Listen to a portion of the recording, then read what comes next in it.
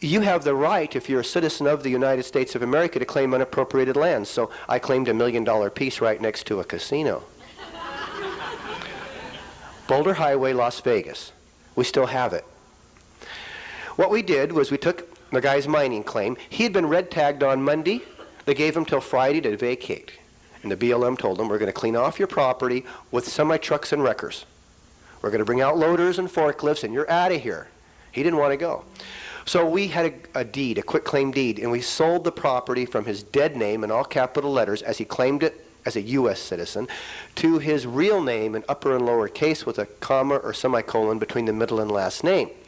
And it said that for consideration of $21, that he is selling his rights to the new claimant who claims the land pursuant to his birthright of God, pursuant to the common law. And if anybody has a problem with this new title or ownership, we demand a Seventh Amendment trial. That was put right on the face of this contract.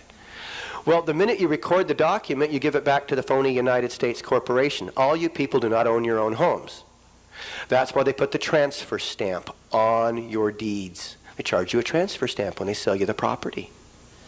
And they take a photocopy of the original before they send it back to you, showing their corporate seal on your deed, and the fact that you got a receipt showing that you paid your transfer fee, transferring the legal ownership to them. But you're all equitable owners. And just to make sure that you don't own your property, they put the first 4 words in every paragraph in all capital letters to make sure that you don't really have a title. And they drop the word absolute from your legal description. And to make sure you stay in statutory satanic venue, they give you a statutory title like tenant in common. They know what they're doing. The International Monetary Fund, of course, they fund all the abortion clinics all over the world. Let's talk about some more fraud. All the laws passed since Abe Lincoln are not laws. The United States Code will spell it out for you. All you got to do is look. Open the front cover of the United States Code. You know what it says? It'll list all the laws. Now, the ones that go before Abe Lincoln that the bankers liked, they brought forward. And they call those positive laws. And under the index page, there's little asterisks right there in front of some of the laws. And if you look down below, it says positive law. Positive law is the only law that's been passed. See how ugly this is getting? There is no conspiracy. It's right there in plain view for those who can see. The Bible says those that have eyes will see. Those that have ears will hear. But everybody walks around with their blinders on, if that makes any sense. David has a doctorate in naturopathy. He was politically active. He discussed issues involving federal tax law. He was a popular guy making more money than he'd ever seen, traveling the world and involved with his family.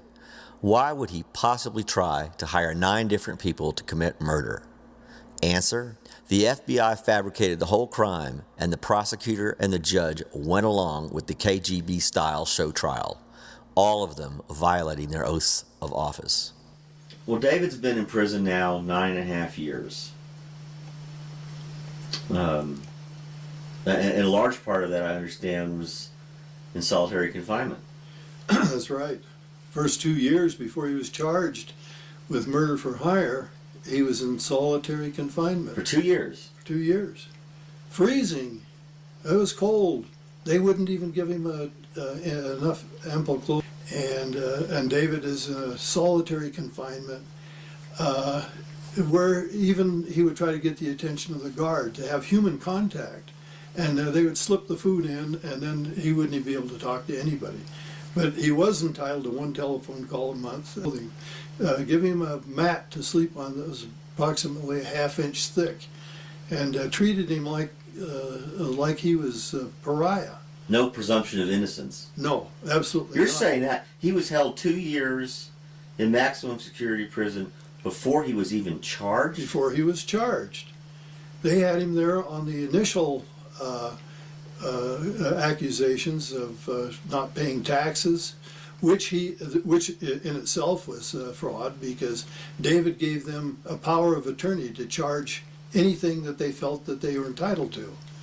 But that wasn't adequate. They wanted him in jail in Boise, Idaho, and while he was down there, they put him in with the child molester and called him a child molester. And they get special abuse if they're child molested from the other prisoners. So that was the rumor they spread around right from the very beginning.